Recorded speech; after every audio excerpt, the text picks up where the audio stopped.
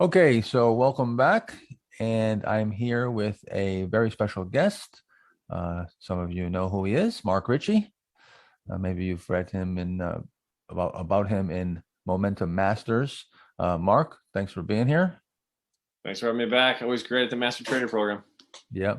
So one of the reasons why I like to have Mark during the power play section, we're going to talk about power plays now. They're also some refer to them as high tight flags.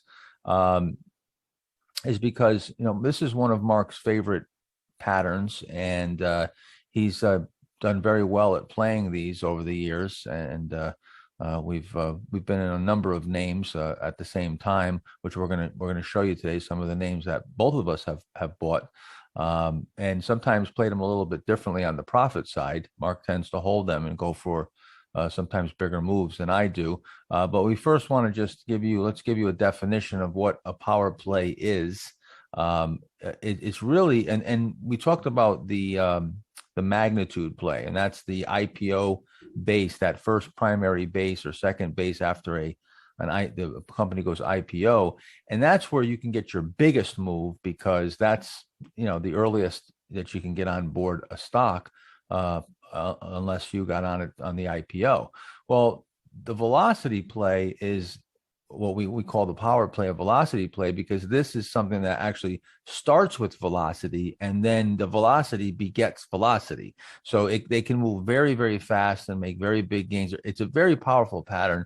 It's also one of the hardest ones to interpret correctly. A lot of people will always come up with stocks and ask us, if this is a power play, right, Mark? We get a lot of questions in the training room and during the week with the MPA platform, and a lot of times, they'll ask about power plays, and they're not always the meet all the definitions. Yeah, I would say this is one of the more misidentified of the mini mini patterns, if you will. Yeah, yeah. So let's just start by giving you a definition. So the power play starts off with a very explosive price action, a very explosive move that shoots up in 100% or more. So it has to go up at least 100%. And that may sound like, wow, the stock's already up 100%. Why would we buy it there?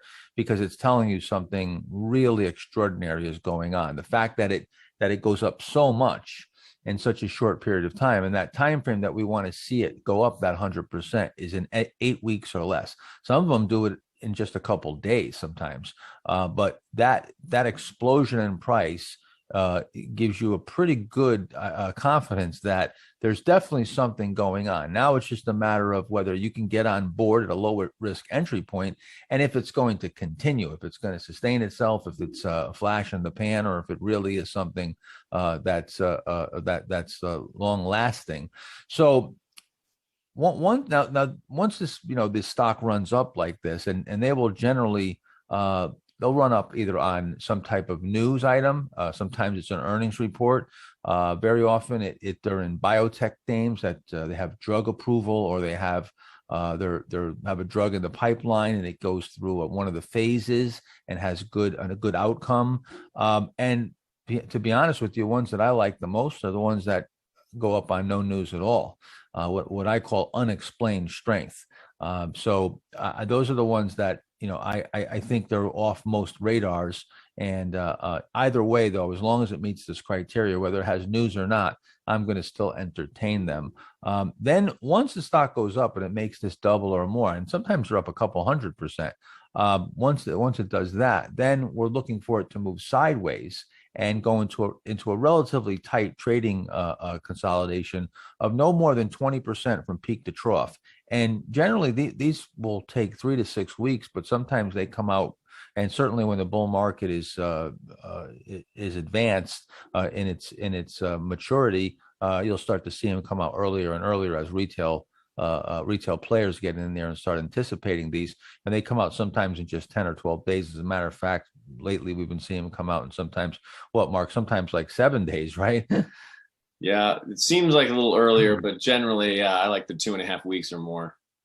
Yeah, me too. So I like to see 10, 12 days minimum. So we're going to show you a bunch of examples here. Well, pretty much most of them I traded and Mark also traded some of these.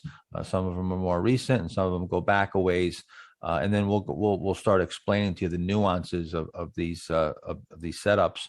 So first is Best Buy, which this stock made a huge, enormous move subsequent to this. Now you can see how much it's already up. And again, these prices, I know I've said this a bunch of times, but I want to make sure you understand these prices are adjusted for split. So the stock was not trading at $2 or $3 at the time. It was trading much higher, but we're adjusted for split. So it's going to show up like that now. So you can see the stock went from $1 change all the way up to about $3. So this is several 100% move in a very short period of time. And then you can see it consolidates and then it comes right out here. You got to pause, pivot, that one little day of pause, breaks out and goes up almost 1,000% in 19 months. You also have that 1-2 punch that I talked about before, where you see you have the volume, and this was right around Christmas, so you're definitely going to get that holiday volume dry up. But you can see the volumes down, and then on the breakout day, the volume comes up. So Mark, just want you to share. You've been looking at these, for I don't know, about a decade now, and traded a boatload of them, and you've sort of come to the conclusion that these are setups that you shouldn't sell too soon, because they can make such big moves. Why don't you just tell us a little bit about how you came about your sort of general rules of thumb with these? Sure. So, as you always advise, tracking your trades, there's just a wealth of information, in tracking everything, taking good notes, and then you can see, some of your own tendencies. And so I was marking, power plays when they were clearly identifiable, say in my spreadsheet. And then I think it was after the 2015 or so, 15 or 16 master trader program, where seeing some examples then that I had traded in the previous few years, going, holy smokes, I took a 12% gainer and the thing was up, another 30% in a few more days. And so I just I studied every one and noticed sort of really two rules. One was always make them stop you out. Was one rule I came up with, meaning don't override the original stop. Where sometimes, maybe you buy a name, it doesn't really break out, and then it pulls back into the range and you choke off the trade, which sometimes I will do from time to time. But, if a stock turns around and goes up 30% in 3 or 4 days, it's not worth it to save 2% from your stop, say, when you choke it off like that. And so there were 1 or 2 examples that had huge moves after I'd choked them off before they'd hit my stop. And I just did the math and said, well, my goodness, choking these off was, it's far more expensive to give up that potential upside. So that was the first rule. And then the other was, the original rule when I first came to the Master Trader program was to try and give them, say, 20 days or so. So I kind of looked at saying, how do you either give them 20 to 25% before taking profits? This is into strength, of course. If I get in a multiple of my average risk, I'll generally move up my stop. But so my rule became sort of 20 days or 20 to 25% gain before I'm going to take profits on one of these into strength. So it would be fair to say that, with these, you want to give them the benefit of the doubt and try to give them as much, room as possible to make that gain. And the reasoning behind it is because they're very powerful, and these are the stocks that and the setups that can make those gains very quickly. That's why we call them velocity plays. So now I also had a rule. I noticed this is decades ago, where I was trading these high RS 98, 99 high alpha names and setting up as power plays back in the 90s. And I just came up with a rule that if a stock that was trading at the top 1 or 2% of RS, 98, 99 relative strength, and it set up in a base, in particular if it was a power play setup, I bought it no matter what. It didn't matter what the story was, the earnings, no matter what, I just bought it coming out of the base. And even to this day, I pretty much stick to that rule. So these are setups that you really don't need the earnings. if there's no earnings on the table, you can be rest assured that something's going on. A stock doesn't double in a couple of weeks or even 4 or 8 weeks, and then not correct very much if something's not going on, if there's not a ton of demand. And that demand tells you that something exciting is happening. Like I said, it's just a matter of if it's going to continue. The other thing, the reason why that we require them not to correct too much is because once you just think about it, the stock goes up that huge amount. You would think there'd be so much profit taking, right? But it doesn't succumb to profit taking. It only corrects 10, 15, 20% off the highs and doesn't correct any more than that. That's again telling you that not only is there strength on the liftoff, but they're still buying in there. There's no supply coming to market. So even the people that, the smart money that maybe ran that up, because institutions, it's definitely going up 100% in a few weeks on institutional buying. So they're not selling either. In fact, they might be adding to the position. That's what we're hoping for. Let me show you a couple more examples, and then we'll slowly go through these a little at a time. So here's one that actually I traded this. And if you can see a couple things, first of all, it still has the VCP action. All right. You're still looking for that VCP action. Now, sometimes if it's tight enough, the times where you don't need VCP action, the only time that I will trade without tightening from left to right in a VCP, fashion is if it's tight, it's so tight that it's already in that single digit or very close, maybe 10 or 11%. So that would be sort of a flat base, and it's already so tight. So it would be the 1T, if you will, would be tight enough in itself. So if this was, from peak to trough, only corrected 10%, that's tight enough. That's tight enough. And I'll buy it coming out, even if it doesn't tighten up on the right side, if it just goes back and forth. Now you can see here, you had some acceleration in earnings too. You had negative earnings in 150, 177%. You had the volume, same thing, where you see how you go down and you dry up, it gets real tight.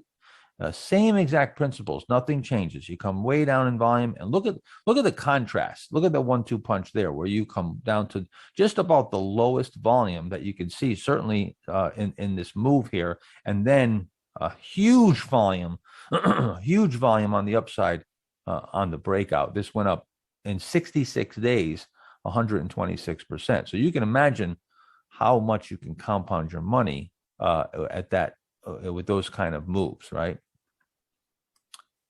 So Taser is another one. This is one that I took a long sabbatical from the market when I retired originally, and I started sort of getting out of the business, if you will, in 2001 or so. And by 2002, I was pretty much retired, and I didn't trade much to that whole bear market. 2003, market bottomed, and by 2004, one of the first stocks that I was buying was this stock right here, which was Taser. And this is actually one that Business Week did a story, and it was sort of my return to the market. And this went up. I made, I think, 160% on it. I think the number was, but it went up 300 and almost 30% in 16 weeks. So again, just a perfect power play. And this course, we looked at this name earlier, and this is one that was up, I think tenfold before I even was purchasing it. So, and actually, you actually could have purchased it right here. You can see there's another little base right here. I'm just showing you where I was buying it. I was actually buying it coming out right here, but it had already set up prior to that right here, nice and tight. It actually set up right here. You can see a little VCP action, and see how tight this is. This is so tight that, there's really not much VCP action because you don't need it. It's just so tight to begin with. And then right here, you have the tightening left to right, and then you got it again. And actually after this, you got a few more opportunities to get on it. Now, I'm trying to remember, Mark, do you remember Pharmacyclics? Were you around during this one? Absolutely. So this one, kind of a funny story. This was This was before the days of Twitter, but you put this one on StockTwits. I remember it very well because I just started following you, and I was in the camp of what is it? This was not split adjusted, if memory serves me correct, because it was a low price stock. It was. I think you said you said, I don't normally trade these low price stocks, but this one looks pretty good to me. You didn't call it a power play or whatever. This was before Master Trader Program or anything like that. And this thing, I remember, just having it on my screen, and it went up every day for like, yeah. And sure enough, in 2 weeks, it was up like 50%. And I was like, this is insane. I couldn't believe it. So then I started following you a little closer, and I actually bought it, I think later around 6.5, or one of those pivots up around $6. And yeah, this stock just had an absolutely monster move over the next few years. I think it went up even more. I have it here pegged at 2,600% in 43 months. I think it went. I think it ended up getting acquired, and Yeah, and it was even bought at a out in high. the multi hundreds, I think. Yeah, a few hundred Yeah, bucks. yeah, I'm sure. huge mover, and you can see never turned back. But in 48 days, it was up 100%.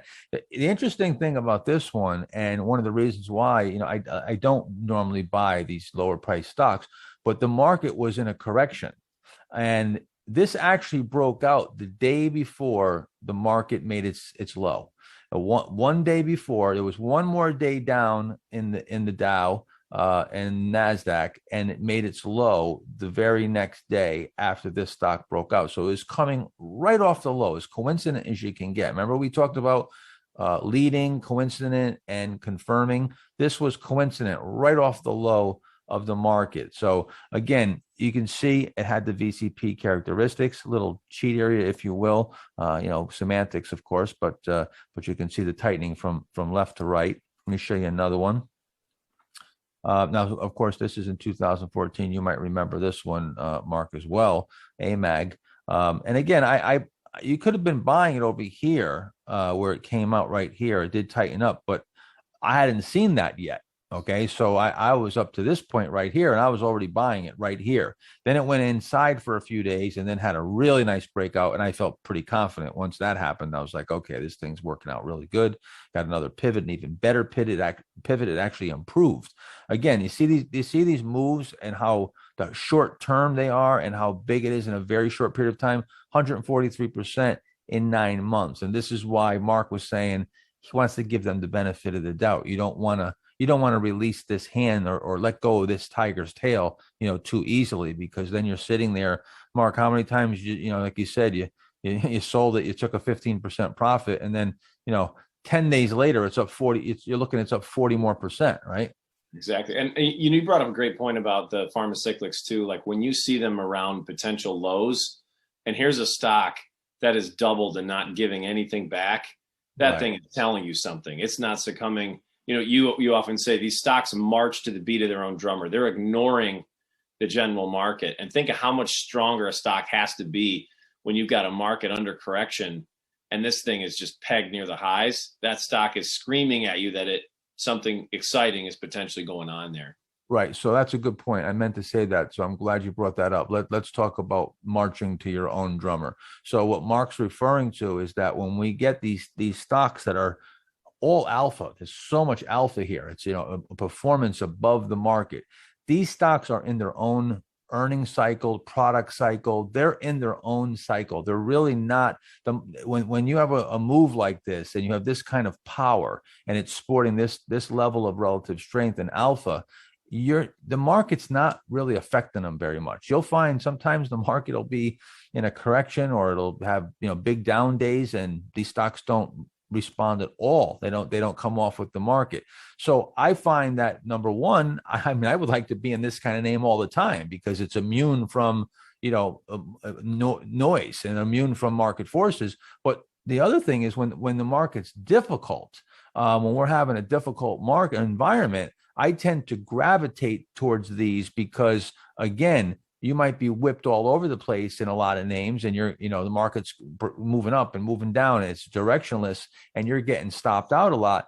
These stocks, not only are you going to get a better risk reward profile from them, but they're marching to their own beat. I don't know, Mark, if you ever make an adjustment like that when things aren't going well? Do you ever adjust to like trying to go with the names that are higher alpha and sort of to insulate your portfolio from the noise? Certainly, or definitely favoring those type names. We always talk about not trying to have favorites, but in a period of time when things are more challenging, absolutely being more selective and going with the highest RS, like you said, or even ideally if there are power plays. Sometimes we go through periods we don't see many, but you definitely favoring those type of setups. Yeah. So, and I should say too, I should have. I know I didn't really give Mark a big introduction because I don't feel he really needs one. To be honest with you, most of you already know who he is. But Mark has had incredible performance. There's years where he has beat the pants off of me. So he's really done quite well. And last year he was up 300 and some odd percent. And we're not talking on a $20,000 account. We're talking on millions of dollars. So anyway, I meant to point that out before. Let me. And speaking of that, here's one of the stocks that contributed to your big return. This is one that you were in, right? VAPO. Correct. Yeah, I actually did not. I didn't play this for as big of a move as I even should have in terms of my own rules. I'm trying to remember why. I think there was an earnings, so I took some. I think that gap. I think it was right here. Yeah. Yeah, I think I sold a decent chunk prior to the earnings. Obviously, that's a wrinkle you have to deal with. But if you look, this was textbook. You had VCP action, volume dried up, and then I think we even put this on breakout alert again. We did. Sort of formed another right cheat. Over here. Yeah, right there. From that sheet, and it just came ripping out. I mean, look at this move. Look how efficient this move is. Remember, we were just talking about how these march to their own drummer. I mean, look at this. It just every day with almost no pullback at all from 26, 7-ish right up to 50. It doubles again. So it doubles first, breaks out here. It almost doubles here. Well, just about doubles here. Yeah, then right. It doubles again. It's almost a power play within a power play. Right. Yeah. Amazing. So another thing I think we should point out, Mark, and to everybody here, and this is why I have, for those of you that use MarketSmith, there's of course, there's my trend templates in there, as we talked about before, and we're going to go over those later in live trading with Arusha from MarketSmith. But there's various screens. There's a 5-month, there's a 1 to 4 month, there's a 1 month. The 1 month, the reason why we have a 1 month is because they will catch these what we call early turns. See, what happens is when you get one of these stocks that come from a period of dormancy, and that's where I really like them. I like them coming from a dormant period, and then all of a sudden they just explode, because that means something's really big has changed out of nowhere. So it wasn't expected. It's it's a big surprise when the stock's been dead for 3-4 years, and all of a sudden it doubles in 3 weeks. So what happens is those stocks move so fast that they don't give the moving averages a chance to turn up, and they might, go above. I wouldn't play one of these unless there was above the 200-day moving average, but it won't be above the 200-day moving average sometimes for months. Like on a confirmed stage 2 uptrend, now I want 4 or 5 months that it's above, and I want the 200-day in an uptrend, and you just won't get that. These will be, sometimes you do, but very often you don't. And when they come from this period of dormancy, they'll just come right above, just like this scenario right here. You got the 50-day. You see the 200-day is actually in a little bit of a downtrend, just starting to flatten out here and you definitely wouldn't have this, all the confirmed stage 2 uptrend criteria. So they have that screen is in there. And I know David Ryan has said that he runs that screen all the time. He's been using that screen quite a bit. Let's see here. Let me show you another one. So most of these we actually traded. Either I traded it, Mark traded it, or we both traded it, or in a lot of cases also David Ryan. He's not here today, of course. Right now. But I also like to, and I'll keep every now and then if I miss one. And usually if I miss them in real time, it's like I don't usually go back and start searching for these things and go back and say, let me go find a good looking power play. Usually it's a stock that I was watching and I knew it was a power play, and for whatever reason I didn't buy it, for whether I was bearish on the market, maybe I was getting my head kicked in on some previous trades, and progressive exposure, I was holding off. I don't know all the time exactly why, but but I can tell you this particular stock, I remember pretty well that I did not trade it. I remember it was setting up and I was saying, this looks really good and I should be buying it here, but I'm going to pass. And sometimes they're thin too. They're real thin. Sometimes the spread is real wide and I feel like I can't get a big position on without taking that spread risk. And I might just say, you know what, I don't care if, to have a small position right now. I want to get a big position on. And if it's got a big spread, I'll be at a loss right away and I don't want to take that spread risk. So there's a number of reasons that I might not play that, but this is one that I did not. And it came right out. I mean, look at the efficiency. That's what I want you to look at. Look at the efficiency, how many days in a row this goes up. And it goes up 70% in 55 days. Another thing I want to mention here is that when the ones that work out, and Mark, I don't know if you have any any data on this, but what we have found is that the ones that work out, and usually, a good bulk of the move is in like the first 50 days or so. They can make much bigger moves over subsequent days, but that 50-day period, I like to try to, if you can. Now that's the sort of the sweet zone that I like to try to at least give them that 50 days or so. But when we look at them, we find that the ones that work out generally go up between 1% and 3% a day. When it's all, not every day, but when it's all said and done. So right here in 55 days, 70%, that's like 1.5% a day, right? So if you look at these, okay, over here, we got 170% in, that was actually in 14 weeks. That was a little bit longer, 170% in 14 weeks. We've got 143% in 9 months. So we'll find that these will go up, a good amount in a very short period of time. But the ones that work out 1% to 3% a day, the ones that really work out well, and that's that's a heck of a tear. So Mark, this is one that I know we were both in, and this was this was one that we bought for our clients and had it as a recommendation on the in the Mini platform, the MPA platform. This again, and like I said before, I want to point out that everything that we've said prior to this, nothing negates any of it. Everything builds on each other. I think of it as like I'm giving you like a Lego set. Everything snaps together. This all and it's even more than that, because it not only is it all snapped together, it snaps together in a chronology.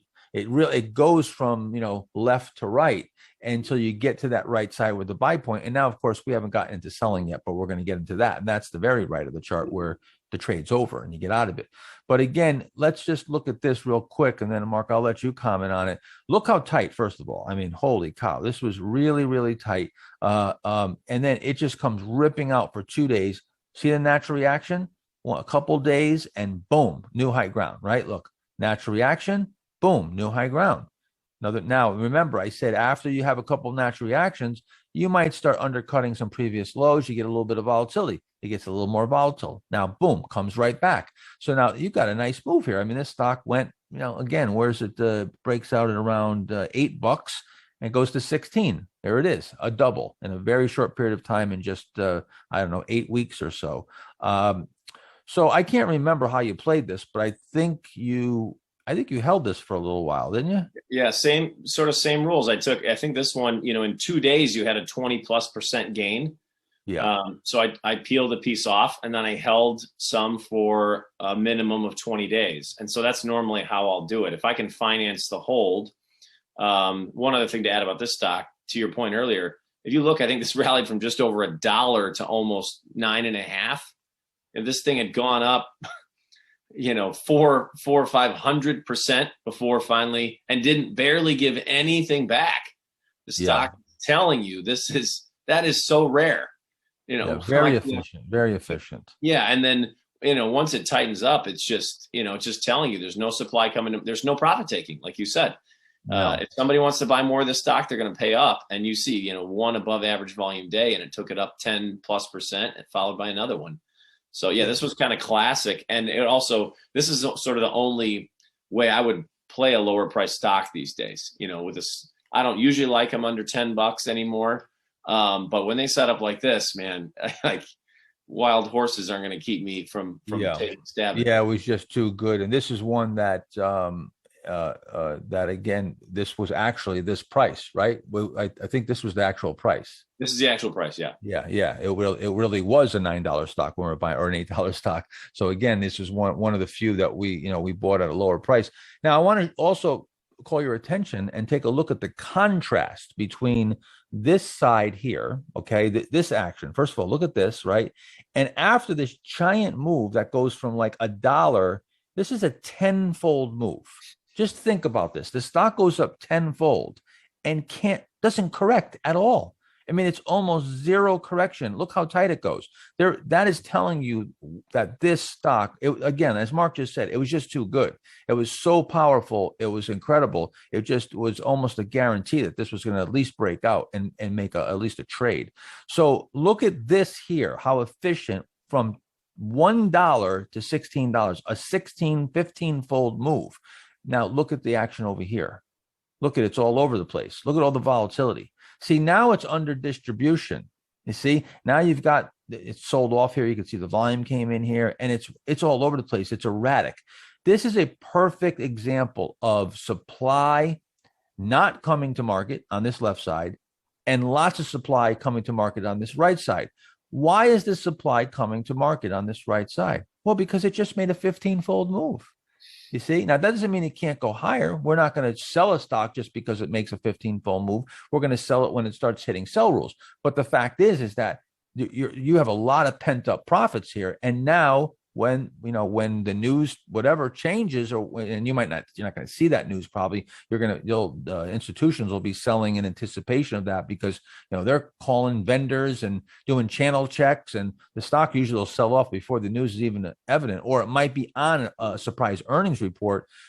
Then everybody starts running for the exits all at once. And now you've got all this supply. You can just see it's all over the place. And this is where you want to avoid the stock. This is not where you want to be involved.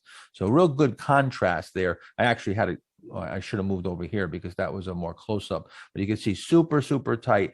Now, here's a good thing I want to talk about what Mark just said. And Mark, you said that this is one that you sort of gave that, you gave it that 20 days.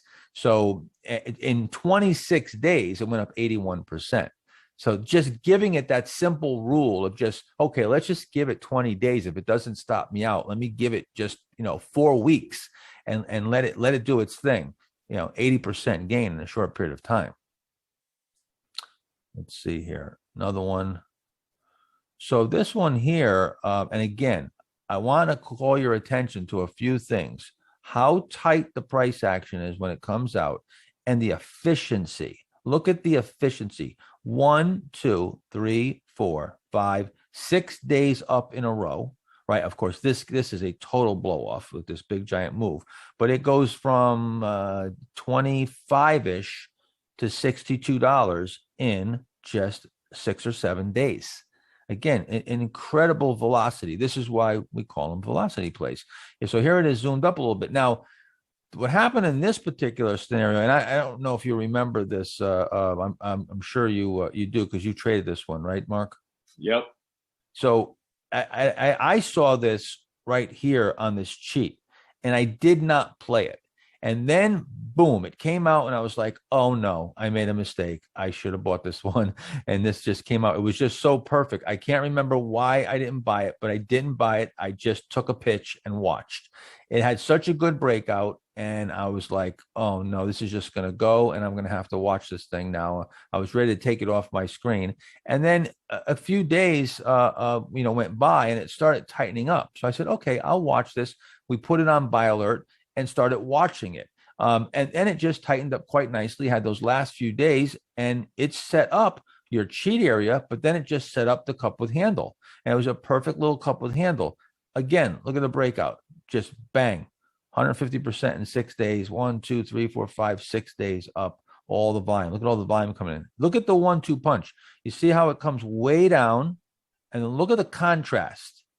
You see, and I don't want you to look, this isn't like this magical thing that we've got to see the volume, because this is after the fact. You're going to be buying this stock as it's breaking out. Okay. So you're not going to necessarily see that volume. I mean, you might extrapolate it in the morning and see that, by 10:30, oh, this volume's running really high and it's running well above average. That's fine. That's the way you would want to calculate the volume intraday. But what I want you to look at is the supply not coming to market, and then the explosion of how the supply demand dynamics, the footprints of supply and demand. This is what I want you to understand and fully grasp, because once you understand this, you not only do you start really looking and seeing the chart in a different way and understand, what's happening. You want to understand what's happening. These aren't just lines.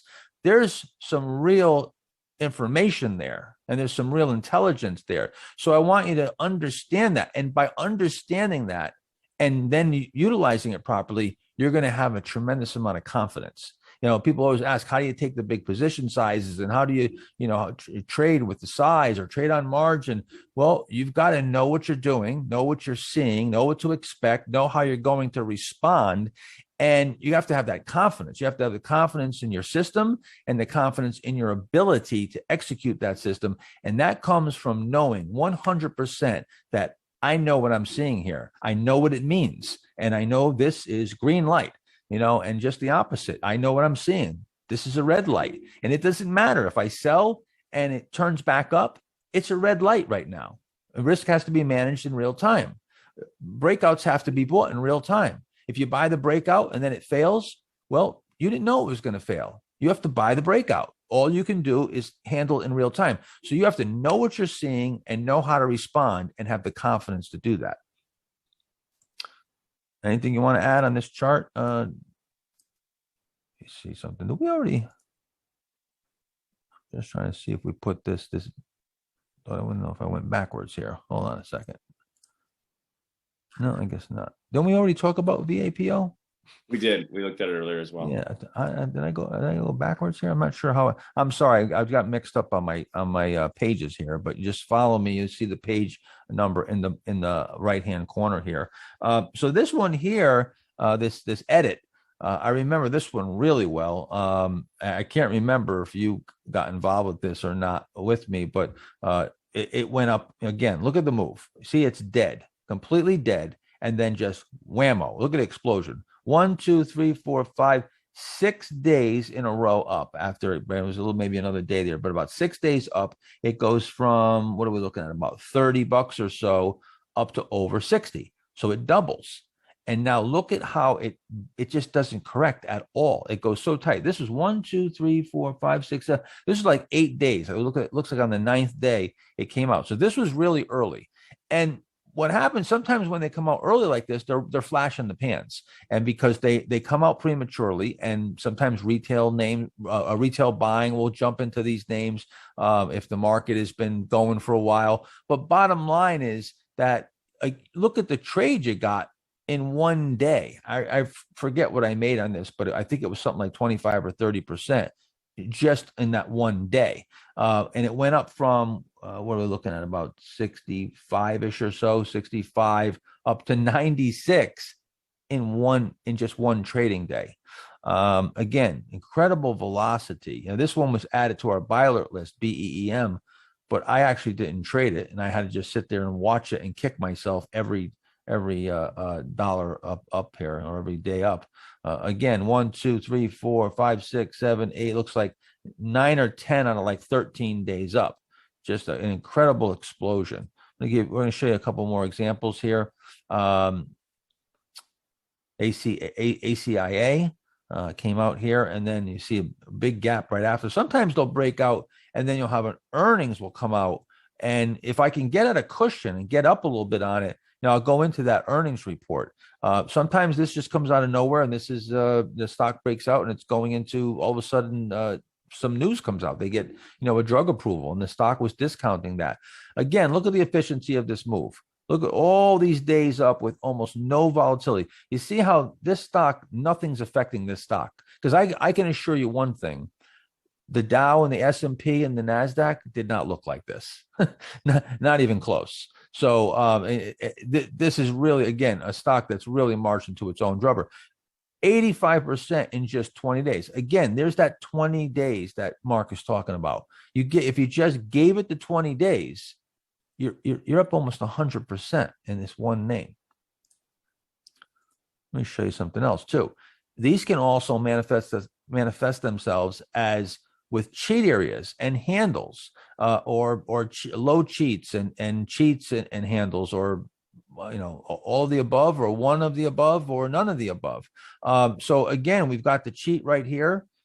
Volume comes down, breakout. If you had a stop, you probably would have held it because it didn't even get below break even. And then look how tight you go for those 2 days. I mean, that is about as tight as you can get. And then you start coming out here. You could have started buying here, and certainly, adding here, and then see that's where the excitement comes. 1, 2, 3, 4, 5, 6, 7, 8 out of 9 days up, 96% in 14 days. Again, if you just gave it that 20 days, you would be able to get a really nice gain there. Now, another thing that can happen a lot of times is you'll get, I shouldn't say a lot of times, but it happens on occasion. You'll get an IPO base, and the IPO base is completely buyable, and you might either buy it or maybe you don't. But it actually morphs into a power play. It goes from an IPO to a power play, and I love those. I love that setup. I love power plays that have been recent new IPOs. I love when I'm getting on a stock that's fairly new. So this is a perfect example. You get a nice, perfect primary base here, big breakout. And then it just sets up again. It tightens up right here, breaks out again. And now this is actually turned into a power play. And here again, look how the real acceleration happens once you get that power play. And again, 1, 2, 3, 4, 5, 6, 7, 8, looks like 9 out of 10 days up, just totally efficient, or I should say inefficiently priced, but an efficient price move. Here's another one, similar. Adeptus. I think that's how you pronounce it. Primary base, right? Primary base comes out of the primary base and then morphs itself into a power play. Again, and I talked about 50 days, right? So 77% in 50 days. So again, I think, the general rule of thumb, going by what Mark and I have both, have anecdotal evidence, and I have a lot of scientific evidence going back for, decades on this, is that 20 to 50 days is really important to try to make it through, that minimum of 20 days, and then try to get to that 50 days, maybe even with a partial position. And then from there, if you want to play for even a bigger move, that's fine, but you should be looking to backstop and really start nailing down profits into strength and so forth. Let's see here. GENT.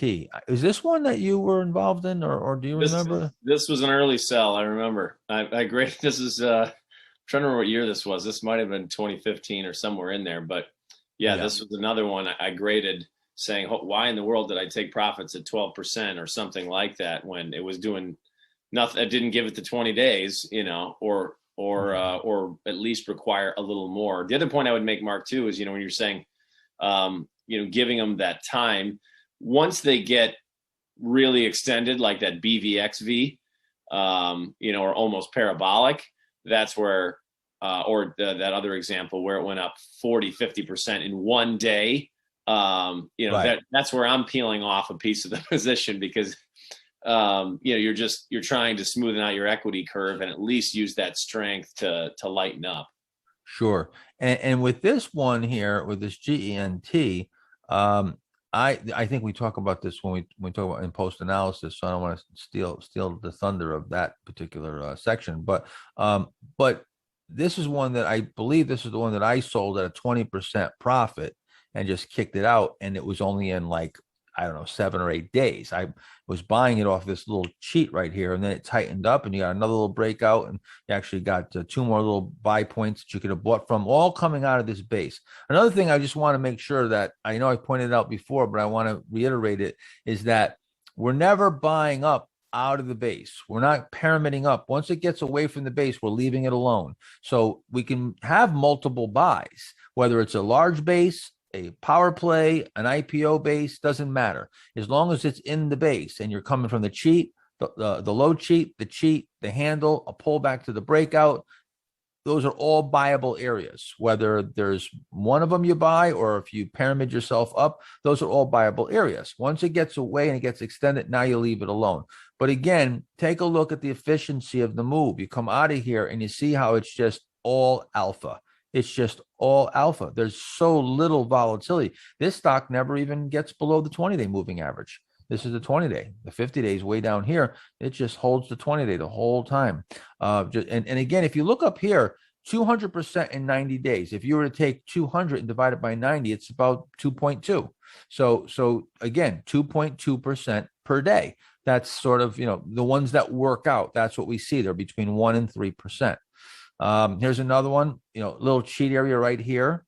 And again, you can start getting a little creative with these. I try to buy these if I can off the lows with a cheat area.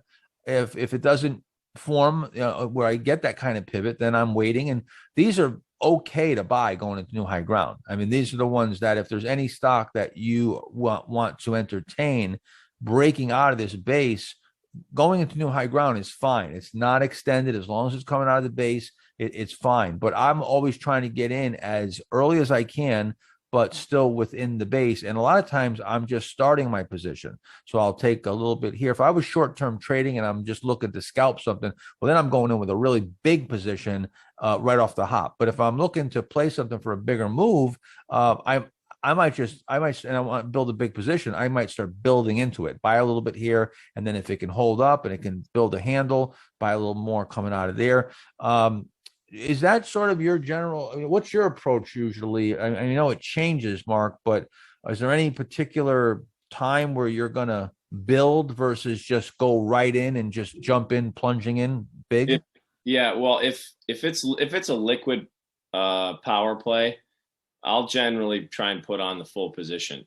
And I actually, this is one where normally, if it's a bigger base, I wouldn't put on the whole position at a low cheat, but I've just found, sometimes you buy the low cheat and then maybe you get a handle or you get another cheat or a pullback buy. The best power plays, they might only give you one pivot and then they're gone. Right. So I'm much more apt to just try and put on the whole line or as much as I can, so long as that entry point is crisp. Yeah, they're not very large bases, so there's not a lot of time. When you get into a big cup that's been building maybe in a bear market, you might get multiple little cheat area type buys, and is a lot more time frame. It moves slower of the base building process and the bottoming process.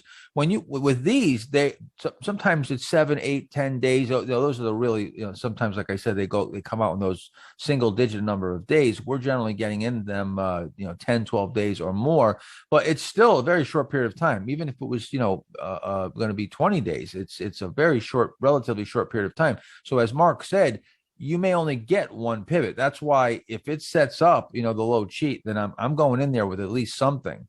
Let me show you a few more examples. And also, if you look here, 37% in 38 days. So that's maybe on the lower side, but there you go. There's that 1% a day. And here, 52% in 4 days.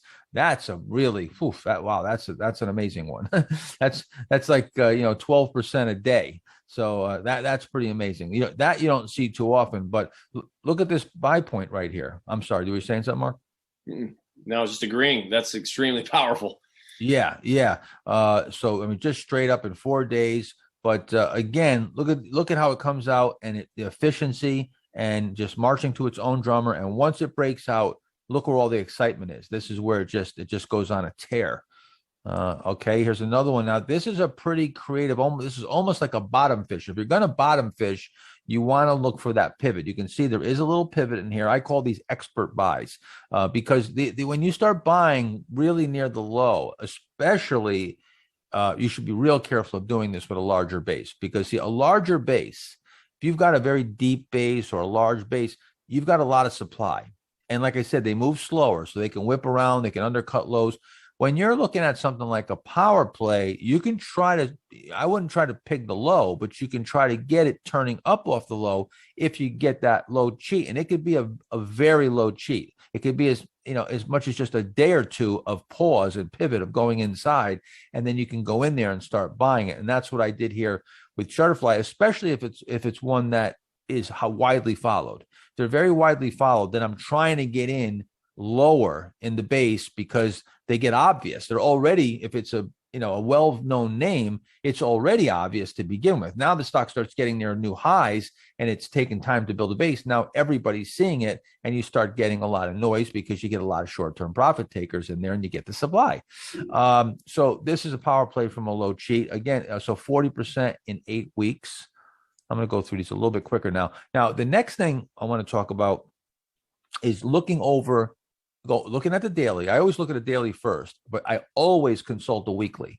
And with power plays, you always want to look at a weekly to really ascertain the quality of the setup by looking for tightness in the closes. So, and O'Neill has talked about this where he looks for 3 or 4 weeks tight. That's exactly what you're looking for. In a power play, you're looking for 3-4 weeks tight.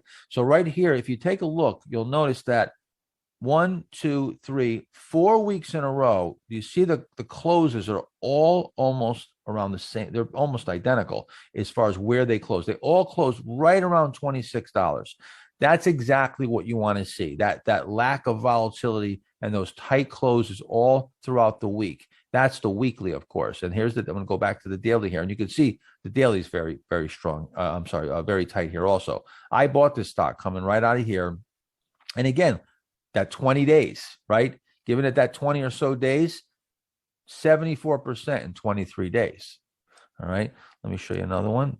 This was Cardtronics. I remember this one really well. This is a while back. This is in 2009, but we were talking about an ID system in America, and they made these cards, and I think they got some contract. I forget where it was from, but they did get a contract, and they had these identification cards. I can't remember if you had your fingerprint on it or something, but they had some news going where they were getting some traction as far as I think maybe it was a foreign government just started using their cards.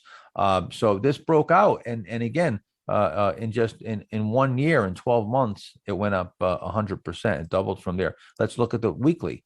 See the weekly? Look at the closes. 1, 2, 3, 4. You get these last 3 weeks are almost perfectly tight. And even this whole 1, 2, 3, 4, 5 or 6 weeks, pretty tight closes.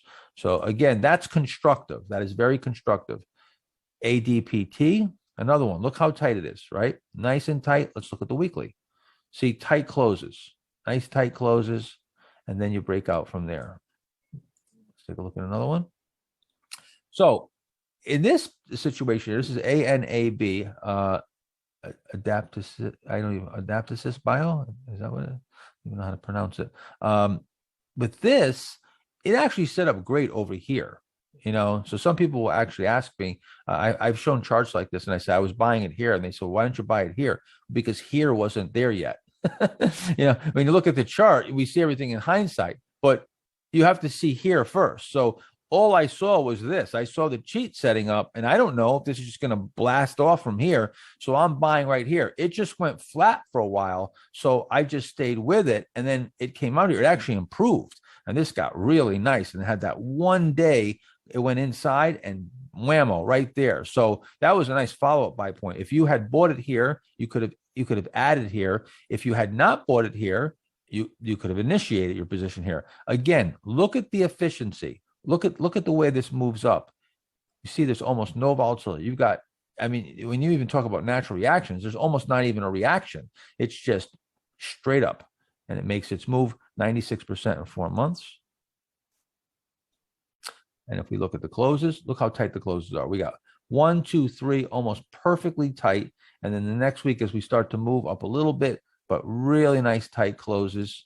Another one here. This is where I first started buying AMD, Advanced Micro.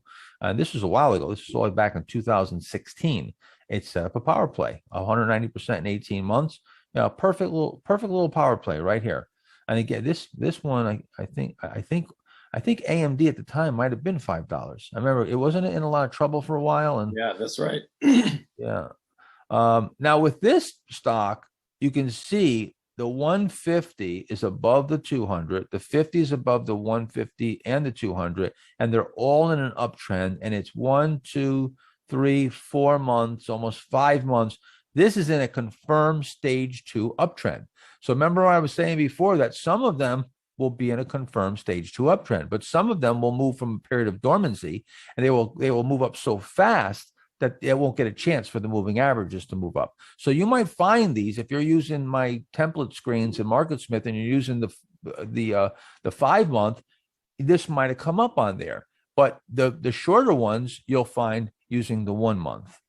Again, let's go to the weekly. Nice tight closes. You got 3 weeks, nice and tight right there, right before the breakout. So this is all very constructive. So we're gonna wrap this up here, but I want to show you something. This was a stock that, and there's a few things I want to show you about this. First of all, when you see this setup here, it's kind of small and you probably can't calculate it, but this is about a 35% pullback here, which was excessive. However, it was only for, and I don't know, do I have the other chart? Let's see. Yeah, I'll zoom up on it in a second. I just want to show you, we're coming off of the correction here in the market, and this stock blast off, and it has a 35% pullback, which would usually negate it as a valid power play because the correction is too much. Like we said before, that the fact that it doesn't correct much is showing its metal. It's showing that it's holding up.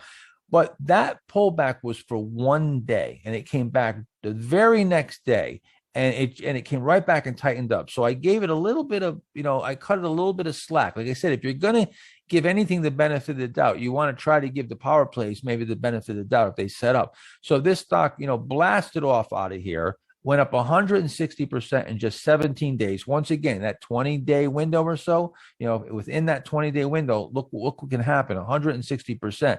Now, what I want you to see is look at this stock here. This is in 2013.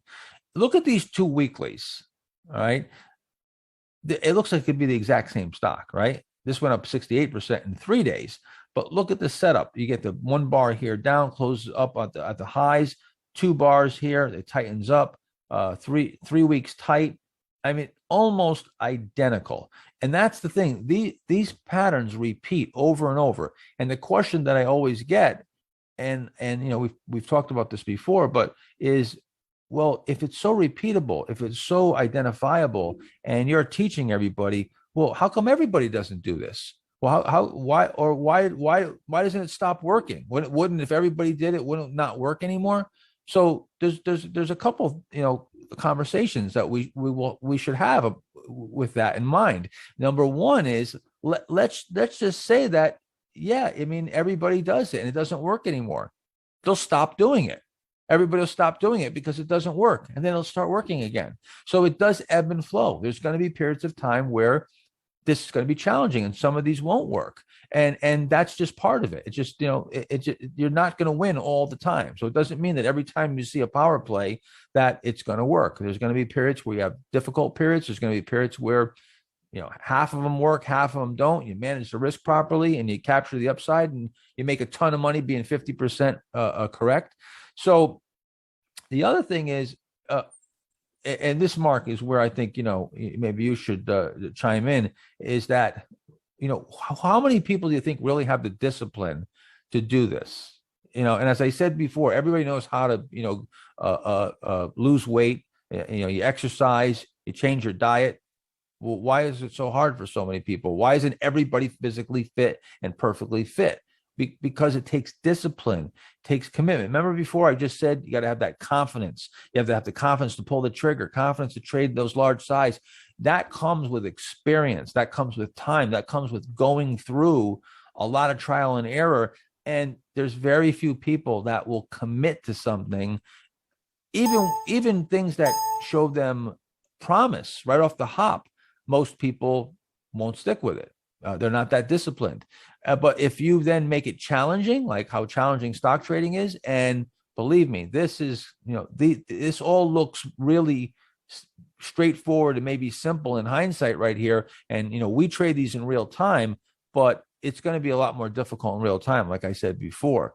Mark, again, what do you say to, why isn't everybody doing this? I mean, and if it works so well, these are the words from skeptics sometimes, oh, it can't work because, everybody would be doing it. Everybody would be rich.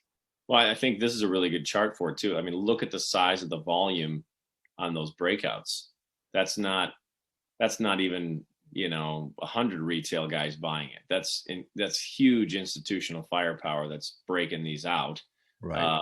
And to your point though too, when you're doing this in real time, especially when you're starting out, and you're buying stocks that look to most people's eyes extended, and you don't have that confidence, that experience, you're going to make plenty of mistakes as well. You're going to misidentify a lot of things. You're not going to be patient and wait for those good, low risk entries. You won't have, the experience yet or the confidence, in how this works. But like, you talk about in your first book, these patterns this is the effect of, not the cause. yes. And when, it's like you should reread that section a couple times and hammer that into your head too. This isn't magic. The chart isn't some type of voodoo thing that then causes people to do things. The chart's not making it happen. It's happening because of people's decisions and because supply and demand and fear and greed. This is the effect of a greater cause. So it's not like, oh, if everybody sees this, this isn't causing it. This is the effect. And there's very few people that can pull themselves out of that pool and then look at the crowd objectively and not be in the crowd. It's not an easy thing to do. I've often said when you learn, you have to learn to have abnormal behavior, what would normally feel normal to you, you have to do just the opposite. It's all counterintuitive. And when you can develop an axiomatic or automatic responses that are abnormal, or I should say, not human, your normal human response, you become superhuman because now you are able to take advantage of. And this is something that O'Neill said many years ago. I heard him when I met him decades ago. He said, when you're doing nothing, the undisciplined, the people that are amateurs, the bottom fishers, they're laying the groundwork for your success. And that was such a valuable sentence. I thought about that over and over for years. I finally realized what that meant. That again, you've got to pull yourself out of that crowd, and then you're able to take advantage of that crowd and time these purchases. So anyway, we're getting a little deep here, but again, I think I interrupted you too, Mark. I don't know if you had anything more to add. No, I mean, I think you nailed it. The idea of also just waiting for those right setups, not feeling like you have to trade or to shoot at lower quality stuff. And that takes time and consistent application of discipline. Yeah. And one last thing, when I said this before about when I used to have traders, when I was in New York and I trained traders to work for me. And if you remember, I talked about how I would limit them to just, one setup and a very narrow set of parameters, relative strength and so forth. The power plays were really a great place to start. If you really want to test your discipline, trade only power plays because you might not find some for a year. Like it can go a long period of time where you don't find any, and they're far few in between, and they're the hardest to identify correctly. But it's a great exercise for discipline, and you also narrow it down to the absolute best area of the market, the most profitable area of the market, or even maybe you narrow it down to stocks that have only been public for X amount of time to try to get on the magnitude plays and power plays. However you do it, to narrow down your focus. If you're just starting out, we're showing you so much, over all these days. You're getting so much, every time someone comes to the Master Trader program, certainly live, later on, I'd get a chance to speak with everybody, and we'd spend time together, and everybody always would have comments, and it was always along the lines is, one person say, this is like drinking from a fire hose, or my head's about to explode. I feel like my head's, blown up like a balloon. All these comments were the same thing, where they're getting so much information because we're giving you everything. I'm giving you it all. And the thing is, though, you may have to narrow it down, and you may have to start a little more focused than to go and try to do all of this and do everything in every way, shape, and form. All right. So any last words, Mark? No, I mean, this is even looking at some of these old trades, you know, that some of these are 20, 25 years old. This stuff is timeless. It is timeless.